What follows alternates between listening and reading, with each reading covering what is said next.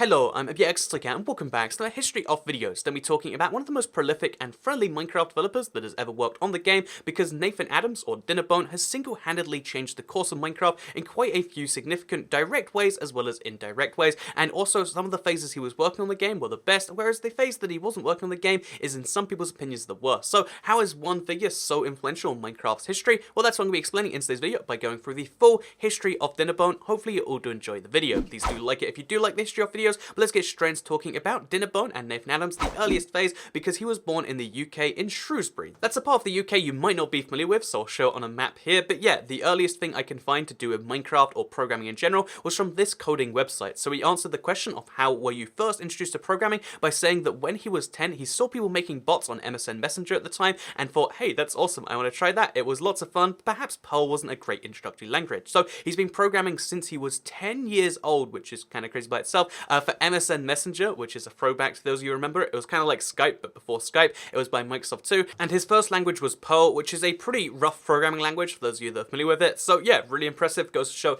even at 10, he was programming stuff. And surprisingly, despite being bright enough to program and code and make stuff, even at the age of 10, he didn't get into college. That's, all he said in this particular thing, that he got rejected from college. And then he elaborated in a later Reddit MA post that he actually finished secondary school, but didn't get into college because of their records, not his own, which is a pretty weird thing, but it seemed to work out for the best, because as a result of his college randomly rejecting him, he decided to get a job at a tiny web development software company, and then eventually got made redundant and decided to start working on Bucket, because as we can prove for his Minecraft forum record, he's been playing Minecraft since at least 2010, likely before then.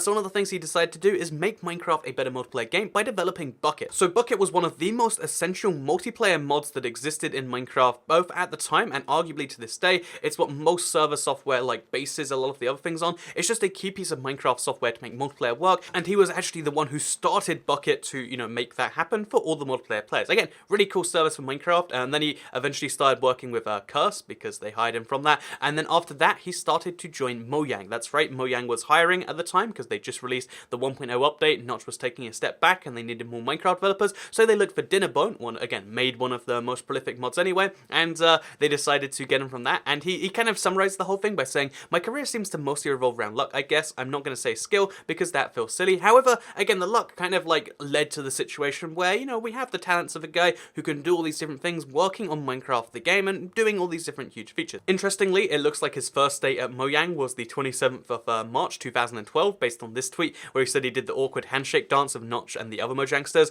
and the very first update he was working on was the 1.3 snapshot, the very first one, 12W15A, where Jeb writes in the changelog that Dinnerbone requested to keep the changelog a secret. So as you can see, it just said censored some improvements, and funny enough, 1.3, again, the first update he worked on, actually was changed by Dinnerbone's colorblindness. So unlike all the other Minecraft developers, Dinnerbone has a form of mild colorblindness, which meant that he couldn't tell the difference between, at the time, the rubies that they were using as a currency for villagers, and the redstone. So as a result of, Dinnerbone's, not being able to see it, and they realized, oh, that's a big issue for everyone, Dinnerbone single-handedly changed the currency block in the game, which was going to be ruby blocks, ruby ore, ruby to trade villagers, into emeralds. So if you've ever wondered why it's emeralds in the game rather than rubies, Dinnerbone is actually the first one to make that happen. And that's kind of cool, one of the key features is how it happened because of a result of him, and although he's made many changes, many announcements, he even developed features from scratch since that point, that's the very first feature we can find and directly attribute to Dinnerbone, which is honestly kind of a cool one, because even though rubies would be cool, I personally think emeralds fit the game in a better way in my opinion, and that's why I'm proud they're in the game. So then we also have the years of Dinnerbone's Minecraft development, because like I said, he was the key developer,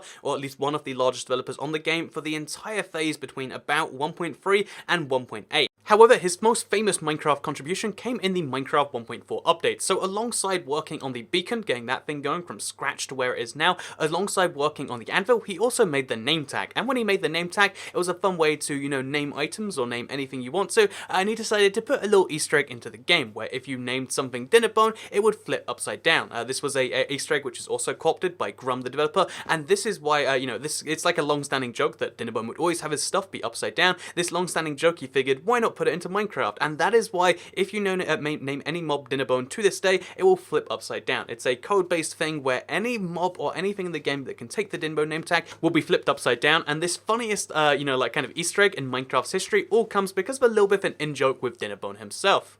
But before 1.9 came out, about 6 months before, he decided that he's going to take a break from Minecraft PC development for a few months, and that he'd focus on other projects at Mojang instead, because again, something about 1.9, the development of it, something about the year gap, the Minecraft 2014, it was a rough time for Mojang at the time, so it looks like he decided to take a step back, and this was a huge deal. I reported it at the time, and it was like, oh yeah, the Minecraft developer that shows us most of the stuff is gone, and it's weird, because if you look at the Minecraft updates that came out, while Dinnerbone was there, 1.3 through 1.8, everyone loved each of those updates. The pretty scary update, the redstone update, the horse update, the update that changed the world, the 1.8 update especially, the bountiful update with, people loved those updates, and then Dinnerbone takes a break for 1.9 and 1.10. 1.9 is the most controversial update of all time, and 1.10 is one of the smallest updates of all time, because it brought in, like, polar bears and strays, and, like, do you remember most of the features in the update? Probably not. And then as soon as he gets back into development, which he announced very triumphantly in, 2017, that he would be going back to Minecraft PC, we got the 1.12, the World of Color update, and a lot of people love that for a lot of reasons. Again, the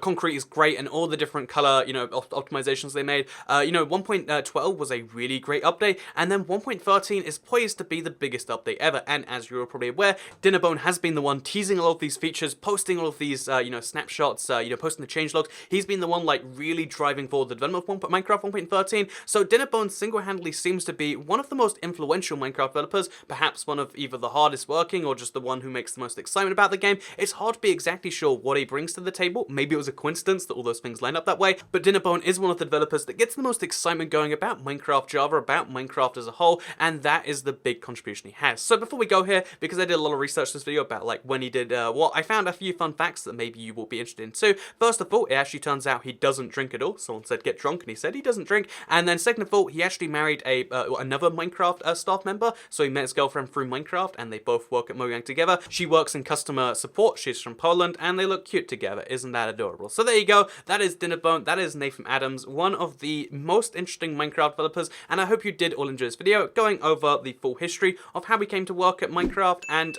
how his influence on Minecraft has been the most of any developer, arguably since Notch. So thank you very much for watching this video. Like if you liked it, share if you really liked it, subscribe if you're new around here, and I will see you all in the next one. Have a nice day. Goodbye.